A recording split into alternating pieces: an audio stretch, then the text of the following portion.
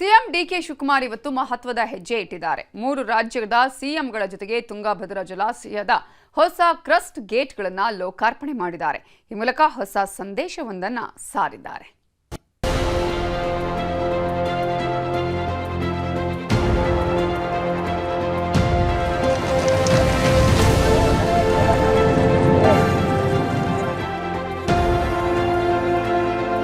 ನಾವೆಲ್ಲರೂ ಸೇರಿ ಒಮ್ಮತದ అభిప్రాయಕ್ಕೆ రైతులను రక్షణ ಮಾಡಲಿಕ್ಕೆ ಇವತ್ತು ನಾವು ಬಂದಿದ್ದೇವೆ. సువర్ణ అక్షరాలతో లిఖించబోతున్నారు. ముఖ్యమంత్రులు కలవడం ఒక చరిత్ర. ರೈತರ ಜೀವನಾಡಿ ತುಂಗಭದ್ರಾ ಡ್ಯಾಂಗೆ ಹೊಸ ಕಳೆ. 3 ರಾಜ್ಯದ ಸಿಎಂಗಳ ಸಮ್ಮುಖದಲ್ಲಿ ಕ್ರಸ್ಟ್ ಗೇಟ್ಗೆ ಚಾಲನೆ. ಕರ್ನಾಟಕ, ಆಂಧ್ರಪ್ರದೇಶ ಹಾಗೂ ತೆಲಂಗಾಣ ರೈತರ ಜೀವನಾಡಿಯಾಗಿರುವ ತುಂಗಭದ್ರಾ ಜಲಾಶಯದ ಇತಿಹಾಸದಲ್ಲಿ ಮತ್ತೊಂದು ಐತಿಹಾಸಿಕ ಮೈಲುಗಲ್ಲು ಸಾಕ್ಷಿಯಾಗಿದೆ. ಒಂದಲ್ಲ ಎರಡಲ್ಲ, ಬರೋಬ್ಬರಿ 73 ವರ್ಷಗಳ ಬಳಿಕ ಡ್ಯಾಂಗೆ ಗೇಟ್ ಬದಲಾವಣೆ ಮಾಡಲಾಗಿದೆ. ಕೊಪ್ಪಳದಲ್ಲಿ ತುಂಗಭದ್ರಾ ಕ್ರಸ್ಟ್ ಗೇಟ್ ಉದ್ಘಾಟನಾ ಕಾರ್ಯಕ್ರಮ ಅದ್ಧೂರಿಯಾಗಿ ನಡೆದಿದೆ. ಇದರಿಂದ 7.5 ಲಕ್ಷ ರೈತರಿಗೆ ನೀರಾವರಿಯ ಭದ್ರತೆ ಸಿಕ್ಕಿದೆ.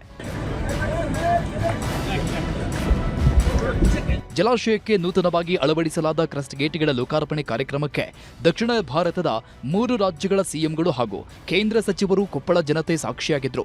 51 ಕೋಟಿ ವೆಚ್ಚದಲ್ಲಿ ಜಲಾಶಯದ 33 ಕ್ರಸ್ಟ್ಗಳನ್ನು ಬದಲಿಸಲಾಗಿದೆ. ಕರ್ನಾಟಕ ಸಿಎಂ ಡಿಕೆ ಶಿವಕುಮಾರ್, ಆಂಧ್ರಪ್ರದೇಶದ ಸಿಎಂ ಚಂದ್ರಬಾಬು ನಾಯ್ಡು ಹಾಗೂ ತೆಲಂಗಾಣದ ಸಿಎಂ ರೇವಂತ್ ರೆಡ್ಡಿ ನೂತನ ಕ್ರಸ್ಟ್ ಗೇಟ್ಗಳಿಗೆ ಚಾಲನೆ ಕೊಟ್ಟರು. ಕಾರ್ಯಕ್ರಮದಲ್ಲಿ ಕೇಂದ್ರ ಜಲಶಕ್ತಿ ಸಚಿವ ಸಿಆರ್ ಪಾಟೀಲ್ ಭಾಗಿಯಾಗಿದ್ದರು. ಕ್ರಸ್ಟ್ ಗೇಟ್ ಉದ್ಘಾಟಿಸಿ ಮಾತಾಡಿದ ಡಿಕೆಶಿ ಒಗ್ಗಟ್ಟಿನ ಸಂದೇಶ ರವಾನಿಸಿದರು. ನೆರೆ ರಾಜ್ಯಗಳ ಜೊತೆಗೂ ಇದೇ ರೀತಿ ಉತ್ತಮ ಬಾಂಧವ್ಯದೊಂದಿಗೆ ಹೆಜ್ಜೆ ಇಡುವ ಅಡಿಗಲ್ಲು ಹಾಕಿದ್ದಾರೆ. ನನಗೆ ಈ ಒಂದು ದೊಡ್ಡ ಸಾಧನೆ ಮಾಡಲಿಕ್ಕೆ ಅವಕಾಶ ಆಯಿತು. ಉಡುಕರಾತ್ರಿ ನಮ್ಮ ಅಜ್ಜಯ್ಯನ ಪವಾಡ, ಹಂಪಿ ವಿರೂಪಾಕ್ಷನ ಕೃಪೆ, 33 ಗೇಟ್ಗಳನ್ನು ಬದಲಾಯಿಸಿ ಈ ನಮ್ಮ 3 ರಾಜ್ಯದ ರೈತರುಗಳನ್ನು ರಕ್ಷಣೆ ಮಾಡಲಿಕ್ಕೆ ಈ ಭಗವಂತ ಇಂದ ದೊಡ್ಡ ಅವಕಾಶವನ್ನು ಮಾಡಿಕೊಟ್ಟಿದ್ದಾರೆ. ಸಿಎಂ ಡಿಕೆಶಿಯ ಒಗ್ಗಟ್ಟಿನ ಹಾದಿಗೆ ಜಲಶಕ್ತಿ ಸಚಿವ ಸಿಆರ್ ಪಾಟೀಲ್ ಕೂಡ ಕೊಂಡಾಡಿದ್ದಾರೆ.